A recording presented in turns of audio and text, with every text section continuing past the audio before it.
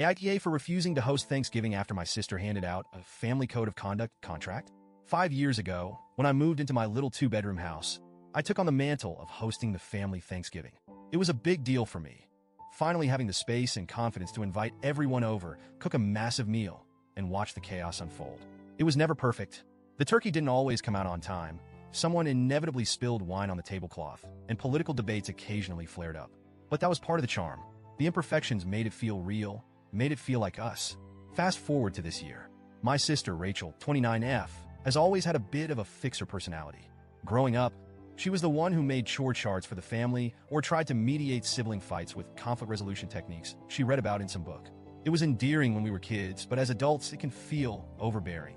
This year, Rachel said she wanted to help with Thanksgiving. Initially, I thought, great, maybe she'll handle dessert or set the table. I should have known better. About a week before Thanksgiving, Rachel showed up at my house with a manila folder. She had that look on her face, the one that says, I have a plan, and it's foolproof.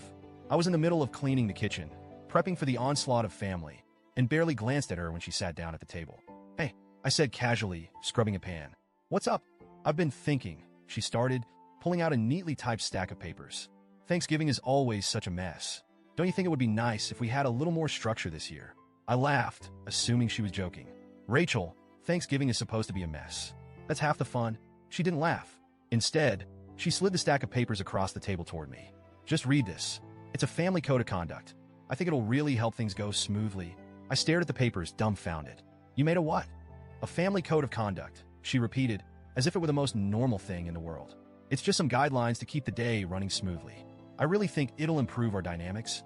At this point, I was intrigued enough to pick up the papers. The first page was titled in bold, Thanksgiving 2023, Family Code of Conduct. Underneath was a cheery clip art turkey, which somehow made the whole thing even more surreal. I started skimming. By the second bullet point, I had to sit down because my legs were weak from trying not to laugh. Let me share some gems with you. No overlapping conversations at the dinner table. Rachel had written, to ensure everyone's voice is heard, we will take turns speaking, like in a respectful debate club. Debate club? At Thanksgiving? No political or controversial topics. This one was standard fare, but she added that she would be the final arbiter of what was too heated. So basically, Rachel was setting herself up as the Thanksgiving dictator. Dress code, smart casual. Her reasoning? Holiday photos should reflect well on the family. I couldn't help but picture my 4-year-old nephew in a blazer, screaming while someone tried to wrestle shoes onto him. Assigned seating. Rachel proudly declared she had spent hours crafting a seating chart based on optimal personality compatibility. I later found out she was planning to separate me and my brother because we encourage each other's sarcasm. There were more, but by this point, I was half laughing, half horrified. Rachel, I said, trying to keep my voice steady. You can't be serious. I am, she replied, deadpan. If we all follow these guidelines, we'll have a harmonious Thanksgiving for once. For once? I echoed. What's wrong with the way we've been doing it? You mean the constant chaos, she said, crossing her arms. Every year, someone gets upset, someone drinks too much, and we leave feeling drained. This will fix that. I put the papers down and took a deep breath.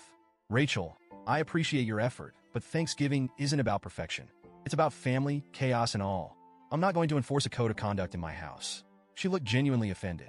So you're not even willing to try? I worked hard on this. It's not about your effort, I said, trying to stay calm. It's just not realistic. This isn't a corporate retreat. It's Thanksgiving. Her face darkened. Fine. If you're not willing to work with me, maybe I should host Thanksgiving this year. That was the moment I snapped. You know what? Go ahead. Host Thanksgiving. I'm done. Her eyes widened. What do you mean? I mean Thanksgiving in my house is canceled. If you want to be in charge, be in charge. You can host it at your place. She stormed out, and I immediately started getting texts from my mom. Mom, Rachel says you're refusing to host Thanksgiving?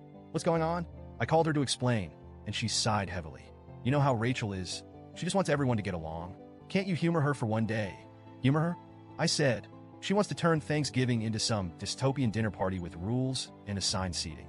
I'm not doing that. My brother Dave, 35M, caught wind of the drama and texted the family group chat. If there's going to be some holiday constitution we're all supposed to sign, count me out. Rachel, meanwhile, started playing the victim. She texted me, I just wanted to make things better, and you turned it into a power struggle. Power struggle? Girl, you showed up at my house with a manifesto. Now the family is divided. My mom thinks I overreacted. My dad doesn't care whose house it's at as long as there's turkey. My brother is refusing to go anywhere that requires a dress code. And Rachel? She's insisting that I ruined Thanksgiving. Honestly, I feel torn.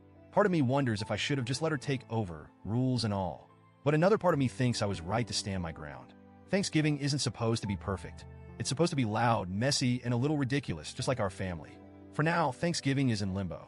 My dad jokingly offered to cook a turkey in his garage if no one else steps up. I'm sitting here trying to figure out if I'm the asshole for canceling or if Rachel crossed the line with her holiday dictatorship. So, Reddit? AITA? Or was I right to draw a line in the mashed potatoes?